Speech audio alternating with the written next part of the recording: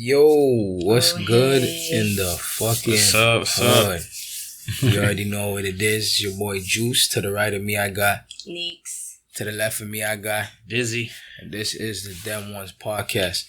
Today, I'm coming at you live. I just smoked it backwards. No, I'm lying. I just smoked 2 spliffs. Ate a lot of pizza. So Ate a lot of pizza. Don't kill me. Cheesy really bread. different right now. We're on a different tip right now. We're all a little spliced, a little nice. So with that said, you know, we all sat down, we chipped in our bread, we ordered a pizza, you know what I'm saying? Oh, it was great. It was quite amazing. I didn't feel too entitled. Too many slices. I feel like taking my fair share of what I put in on the slices. You get me? You get me? I get you. So that leads me to what I was saying. Stop and fuck me. This guy's killing me right chops. Man, I'm on one right now, but This guy's killing me right now. what I want to bring up, because you know what's popping right now. Everybody's seen it. You know, Dr. Dre's wife is a strange wife. She's saying she needs how many $2 million a month in spousal support in the divorce. So I want to say that's mad. that's a wild number. That's $2 million a month. That shit is hectic. Every 30 to 31 some odd days. Are you not? Like I'll be good with that for like maybe like 10 years. You know what I In the mean? current climate, like buy a house and live off the million. Lavish or nothing. That's But- wild. That led me that led me to think of like the concept of like because we see it all the time, like this spousal entitlement. That's what I like to call it. Yeah. Like these people get in these long-term relationships, and when the shit goes sour, they're done, and they feel like they need to drain the person of all their assets and their entire life's worth because they were with them. Now, I mean, some people deserve it, and some people don't deserve it. So I want to talk and I kind of like discuss that, like, you know what I mean? Like for me personally, what I see a lot is that the judicial system is definitely skewed towards the man, and they like to go super hard. And I see people get their lives ruined. Men don't get favored nothing for the most part. Like obviously it is what it is. If they're the breadwinners and they're the ones who are supporting their wives, then obviously a certain type of lifestyle has to be upheld. But I feel like certain things get it goes a little bit too out of hand. So that's why I kind of want to discuss how crazy it is, this discrepancy. And do you believe? Does anybody out there believe? And you guys, I'm asking, do you guys believe that a woman is entitled to as much money? Yeah. Even if we can bring it down to a different scale, as much money she's asking. So pretty much way more than you need. And same thing goes down to even child support sometimes. Way more than you see that Future and his baby mom. She asked the court for what, $500,000 a month. Like, shorty, you're taking care of a kid, not your fucking family. Bro, speaking of which, now that we're talking about it, did you see on the news the other day, or I seen it on what do you call it, that 6 Buzz channel?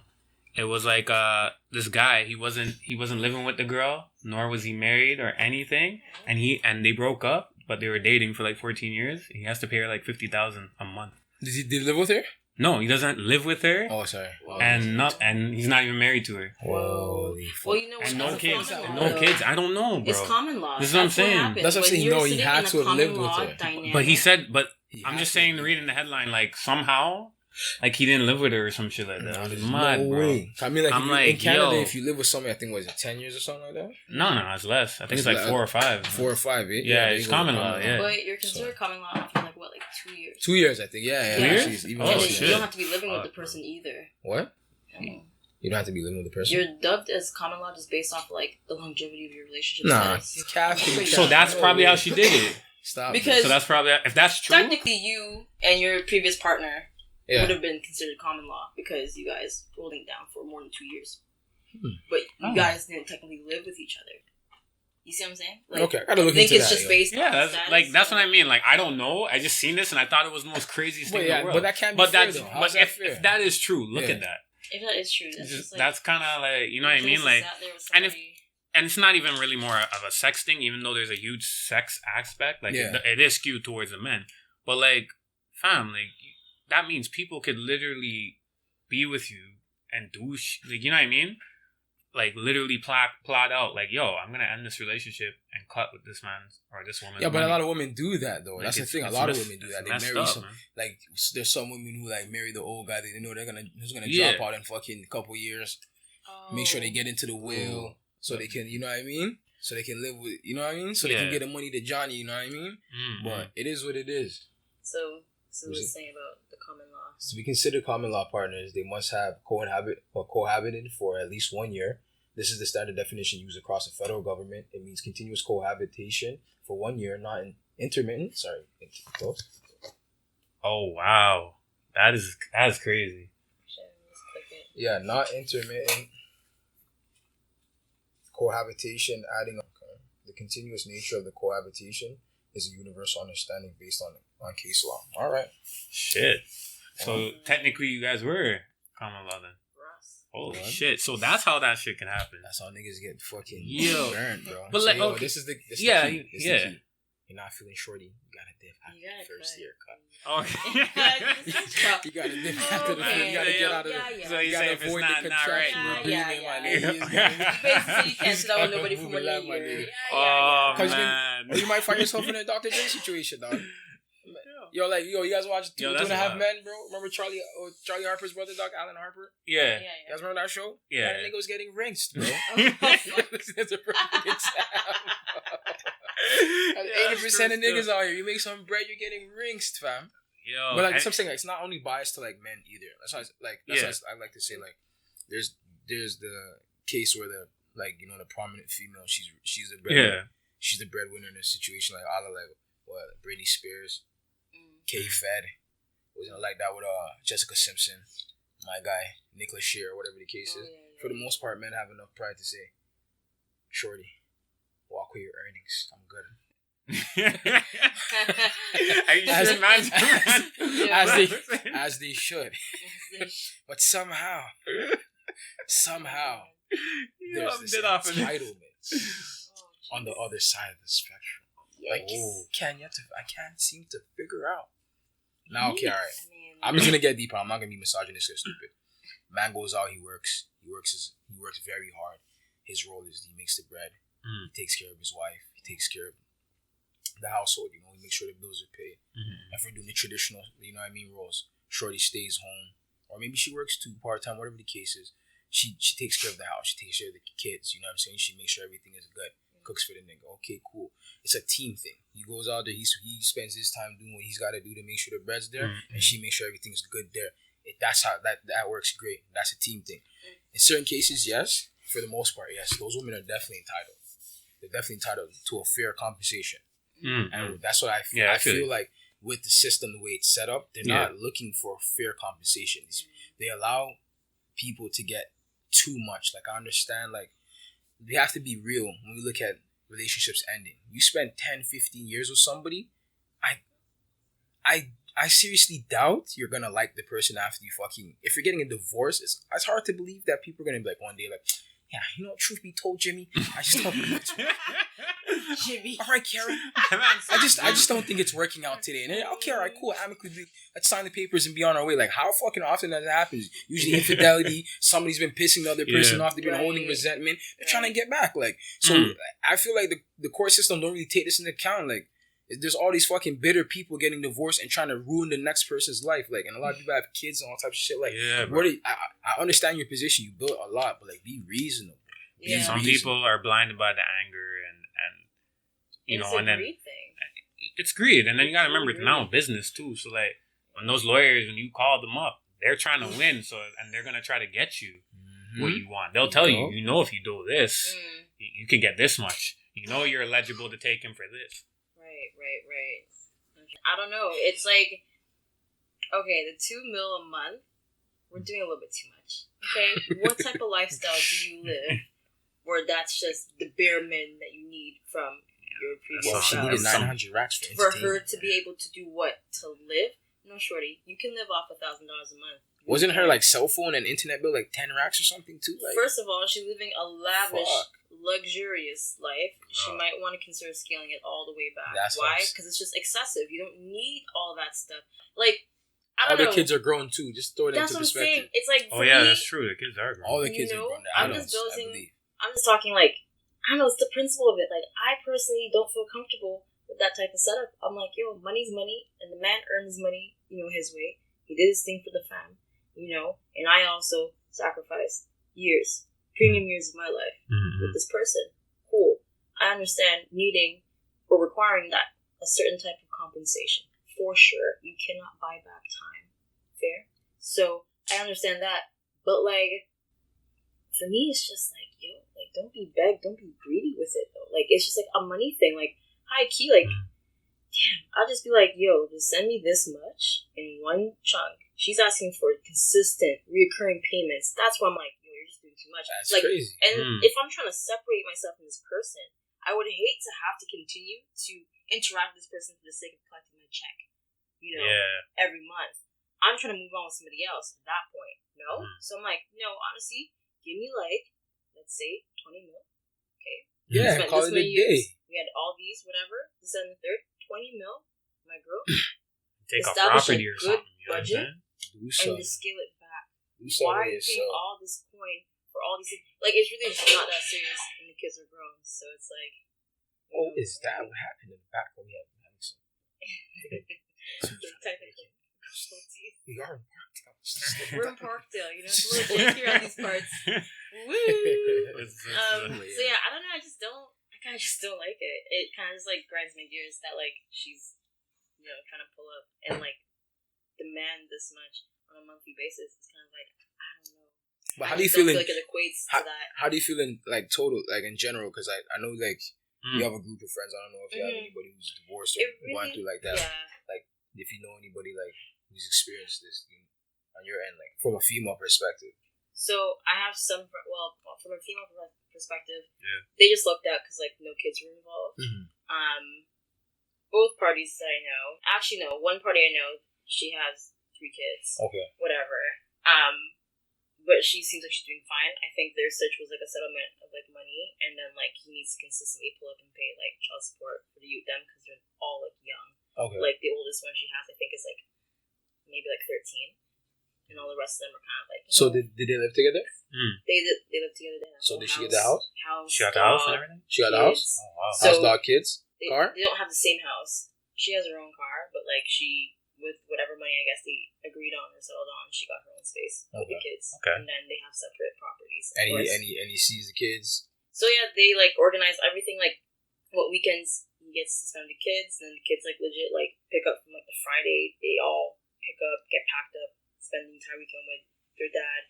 They both agreed, I guess, if they're going on vacation or whatever, then like by default they're staying with the spouse, like the opposite spouse. Like if she wanted to go to Miami for 3 weeks, by default he's watching the youth Dems for the 3 weeks. So they're like they pretty much organized in a really good way. I think it's a good split. But it's not always that case, and I don't know any like friends that like went through it where it like got that messy. It was more like the whole concept, and it really just depends on like the reason why you're getting divorced too. Like if it's just like you grew out of love with somebody, then like cool. But like what if it was a different sitch where it's like this person was being abused? You know what I'm saying? So then it's kind of like that sitch can go both ways. If you're being abused, you feel like you're entitled to all types of like money, whatever, because of the hurt and the trauma and all this stuff. Cool. But then in retrospect, you've already gone through so much negative with this person. You want nothing to do with them. You want no ties, nothing. So then you're just forfeiting everything. You're not even going to bother, pulling up to court to try and fight for any type of anything. You just want it to be closed. You want to just be wrapped up. You want to be divorced. You want to be out. You want to be as far away. You never want to see this person again. And like vice versa, you have, restraining orders and all that stuff on this person based off, the conditions of your union. So it's like, it really just depends on like how everything panned out and how everything went down. But like overall, I feel like the amount that you feel like you should be entitled to is just based off like the type of the reason for separation. The way I see, like if it was like an amicable split, then like I don't think it's right to demand for like $2 million a month. Do you know what I'm saying? Yeah. Versus if you guys separated based off of like more traumatic events like abuse or anything like that, then like you can kind of understand at that shit point. Kind of hits different, and you really can't. You know, you should be like, if this person was asking for $2 million, you know, a month to justify, you know, the amount of therapy and like trauma care they have to go through to kind of like build themselves back up, and like also just like reestablish themselves, and like also like there's still time that's not that you can't take back. Like if you spent 16 years with somebody and they abuse you for 10 of those years, and like shit, bro. You know what I'm saying? It's like, it's, you know, it's like a tough thing to gauge. Yeah. And like you know, the scenarios, the scenarios are also different. It's not as black and white, so it's not as black and white as like, oh, she's begged, she can't be in that situation. I feel like she might be asking for too much, but also we don't know what the hell what's going on. So really like, was, you know, there's things that we got to remember too. Yeah, you know, Dre, he's been out here, he knows people. Like, I'm not assuming he's done any malicious things. She probably did something malicious. We don't know. But it's like, ultimately, it's like, you know, we really don't know what's really popping on those spectrums. For all we know, there could be some darker shit there that's probably why she's pulling up being like, oh, I need $2 million for this, and the third. That's like, true. That is very real. Know? Some of these women maybe go through some things that they hug. Right. And don't say anything. And So I guess that's the other side of the spectrum. And maybe like when they leave, like this is another way to like stick it to them or get their revenge or whatever retribution. They want a monetary payout for the emotional traumas they experienced during their. I guess that makes sense. Still, I never thought about that side of that. Right? Yeah, Thinking like that, then it's like, oh, because like what's the price of trauma then? Yeah, you know what I'm saying? Like, how true. do you put? And you can't really put a price on that. If I'm taking in trauma to how severe it can get for people, right? You can't really put a price on that suffering and the years of it, because you know people separate after all these years, and then finally you hear that they were being abused this whole time, and you're like, holy shit, like 20 years of that, like, you know what I'm saying? Yeah, or whatever. So it's like, so I admit, like, I never. When you see it, because we're constantly fed because I agree, there is a common thing where you see men normally be getting the shit end of the stick, but we never do truly acknowledge, like, okay, what's this woman experiencing with this man? Why, you know, is there something else behind it? Yeah. You know what I mean? Like, I'll admit that, like, it's not something that first pops into my head. You're you just know what I mean? like, But this is what I'm saying, like, perceptions, like, changed on it. So what we can deduce from this on the like early in like touching this topic is, one, we can see that the judicial system is like biased against men. They're very harsh against men, and you know what I mean, like it makes it very difficult for men to get off like clean in a divorce. And then the flip side of that is a lot of people are quick to judge you know, the woman for what she's asking or what she feels like she's entitled to. Right? But something we're not in that relationship. Sometimes we don't know. It is really deeper than that, and it's that person's business. Like, maybe they don't want to disclose it to the public. So that is another like side of it. Like, as you can see, Shanika gave us our spiel. Me and Dizzy just sat here, we digested that. Oh man, like this is why sometimes as men we gotta sit down and listen. We gotta sit down and listen and humble ourselves sometimes. Just as a teaching moment. Not to say that, you know what I mean. Like, it really lays things in perspective when you do look at it from the other end. You, especially when you're involving the gender roles and the gender differences. So I can see how this could lead into other stuff, like how Black women in our community feel underrepresented. And how, you know, they don't feel protected. This could very well be some of the factors where, like, there could be a lot of women sitting out there like, I went through some hell with this guy, and people just think I'm taking money. So it's like, imagine just, you know, now I have this thing where you got to keep that in mind. Like, there are people who have suffered and have come out of very abusive relationships. A lot of them are women. So, and like the stages of abuse when it comes to like domestic relationships, it's like a very complex structure. It's like, it's not as simple as black and white being like, he hit you one time, you just walk away. Absolutely not. And it could be involved nothing physical either. Exactly. It could be all verbal. It could be years of gaslighting. You could have married a narcissist. There's like so many just like aspects to it. Like, it could have been mental manipulation, all types. And like, that stuff is not that simple to just like walk away from, especially when you clock that you spent, you know, a hot couple years with this person. You know, you're already like, let's say 5-6 years deep. You know, it gets harder to just walk away from people versus if you're only checking for like 3 months, a year. You know what I'm saying? Like, there's like so many aspects to it. It's kind of like, maybe, this person was collecting a bunch of trauma for like X, Y, and Z years, or the trauma started during a certain part of their marriage, and then, because of the lifestyle that you might be given based off of like who you're with, it makes it harder to leave and all types of whatever. But in retrospect, the system's not geared for men to win, unfortunately. Yeah. And it could have been the opposite, maybe. She was the one doing some fuck shit. Exactly. All types. Like, because maybe she abused him the entire status, time. Maybe and that's the next thing you touch on that we don't even really know. Yeah. The thing is, like, with it being so unfair, a guy could be in a really shitty situation in his marriage. They go through divorce. She gets everything. Like, that's what I'm saying. Like, these things is not really fair. You don't understand the pressures. Like, imagine that. Like, you get the shit end of it. You're buried. You don't have your shorty. She gets a house, the kids.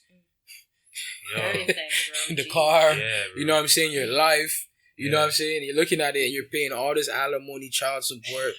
You ain't got your shorty. And people are dying over this. Like, there's people committing suicide and all that shit, bro. Like, it's crazy. And also, the process to fight for all of that, too, is also a whole production. And, like, depending on how you end with this person, like, me personally, if I was coming out of a truly traumatic, and, like, abusive situation, I would want absolutely nothing to do with this person, not even their money. I just want to walk, clean divorce, and just get the fuck out of there. Why? It's just too much to deal with them to continue. So, that's basically that. I hear that. Like, real shit. Like, so, I'm just saying, like, I get it. Like, there's traumas on and stuff. Like, I get back to the, like, you're saying, like, it's not that easy to just jump out of something once you're in it or whatever the case is. So, I get that, like, aspect of it and that part of it. Well, anyways, I was saying something. Because this might sound like a weird cut. I was saying something. But we have somebody here chilling. He's fucking up the whole floor. So it's okay. My bad. Like, I was saying something.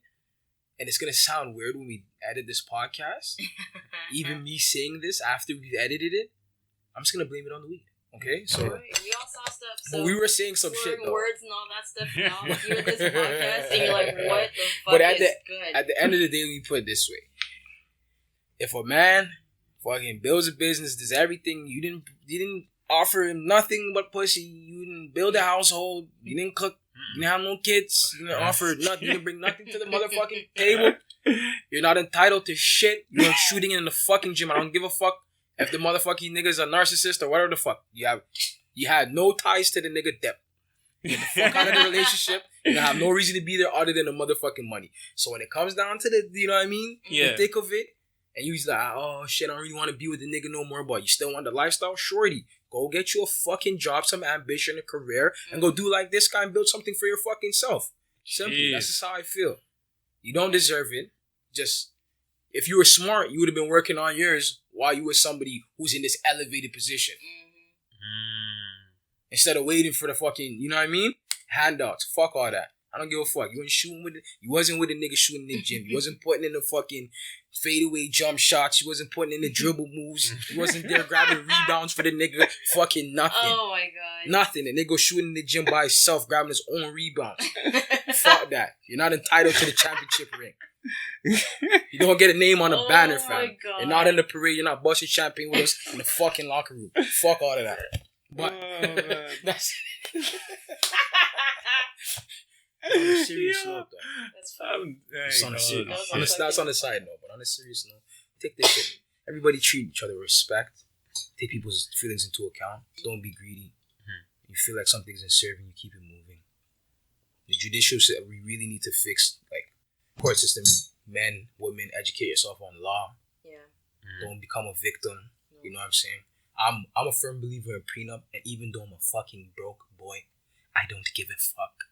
Prenup. Come up with a contractual agreement beforehand that works for the two of you, because communication is key. Everybody thinks these things are taboo. People need to know what they're getting themselves into, so none of this shit gets left at the end. For sure. I think, getting into relationships, like, once you start, like, joining your lives to that point where, you know, finances, everything is starting to meld together, I think it is important to be like, okay, we're going to live together. Like, we're making this commitment. Because it is a commitment, regardless of, like, how people feel. Like, that's why when some people are like, oh, I want to be married or whatever. I honestly believe you should live with someone before you get married. I think so. You know what I'm saying?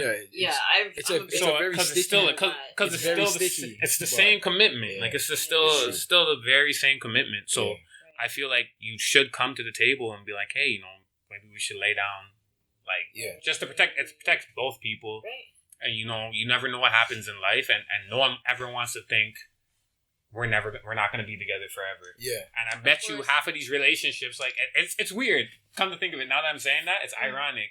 We know of divorces, we see separations, we see all that, but when presented with trying to set something beforehand, like a contract or a prenup or something, it's like we don't want to think of the fact that we won't be together. Everybody thinks I'm like, what do you? The possibility we're not it's gonna last forever. Like you're already doubting the relationship, and it's like, no, I'm not doubting. I'm being realistic. I'm preparing. I know shit doesn't last forever. You might turn into somebody else tomorrow. I get it. It's okay. It's crazy. I love you today. I love this version of you. You might change. Fuck, I might change. Let's just protect the future selves. That's it. And we talked about this in our last episode a little bit, where it's kind of like, as people, we're multifaceted beings. We are built to just kind of evolve, grow, and change. Yeah. And if you guys grow into different people, end up growing apart, communicate that, articulate that, and just figure out the rest. But if you end up growing together and you get stronger, then keep that shit going. But you know what I'm saying? It's just accountability, bro. I don't feel like now with all the modern structures that and all the work women are doing for equal rights and their freedom and just being seen as equal. I mean, I think it might be time for the women to kind of start stepping up on their own tip when it comes to these partnerships. Instead of having an extremely dependent partner. In terms of this person provides non-monetary things, whatever, and then the other person is supposed to provide all the rest, food, shelter, livelihood in terms of experiences, whatever, and then you give the person a family, and then now more money is leaving you because now you have to provide for not just your spouse, but now for and then you gotta start a new family, kids, and all. It's just then you guys decide you want to get a dog. Then you're out here buying dog food and food for the youth. Then you have to start putting money away for trust funds for university and schooling. You know what I'm saying? It's just it's a very pricey road to walk down. Very expensive. And I feel at this point, with all this radical change that we are, going through, I don't think marriage is going to be fully rolled out, because I think there's a lot of romanticism around marriage. People are still going to be getting married. But if you are going to be walking down that path with somebody, like this said, I feel it is super important to live with your soon-to-be spouse or whatever. Definitely way before you get married. How are you supposed to know you're compatible if you've never been in the same roof together? You really don't. And I'll always say this because I've experienced the negative brunt of this. You really don't know anybody until you live with them. Deadass. It's facts. You can be best friends with somebody for 6-7 years. Then you pull up and live with each other. All of a sudden, oh my god, a year deep, you're ready to rip each other apart. It's what? What do you mean you don't clean the toilet after you take a deuce? What the fuck? I just cleaned the washing, bro, and you leaving fucking skid marks all over the bitch? I'm cheesed. I'm so cheesed. All you had to do was push the toilet brush, and it's a wrap. How dare you? That's the most disrespectful. And that shit will really tear people apart. I swear to God. Yeah, chewed out the man's sword. Never cute. Oh my god. What do you mean you're not doing your dishes again? Bro, it's been 3 days. What? Jeez. You don't know. You don't know. Or, you pull up with somebody and your spouse and you find out they don't wash your damn chicken. Listen. I'm saying.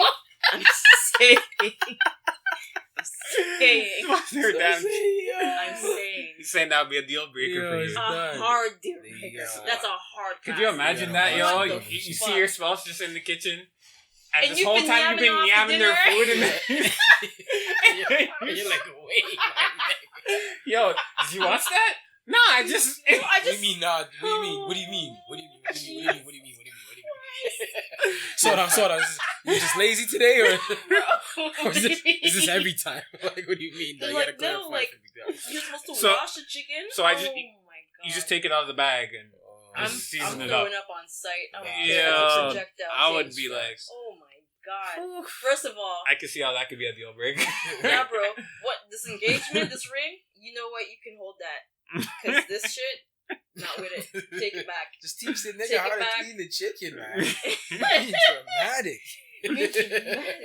Oh, after I've been sitting there yamming the chicken, like, oh, this dinner's amazing. Oh, don't wash the meat. I'm like, what?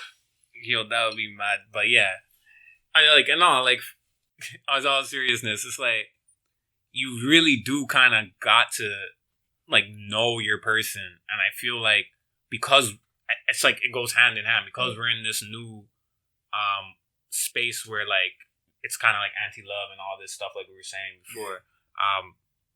You know, this becomes a thing. Like you got to think if we're talking about finessing, if we're talking about doing these stuff, if we're talking about all that, then you get involved with people and whatever things go left. You've been conditioned to like, yo, I'm gonna get you back. I'm gonna, you know what I'm saying?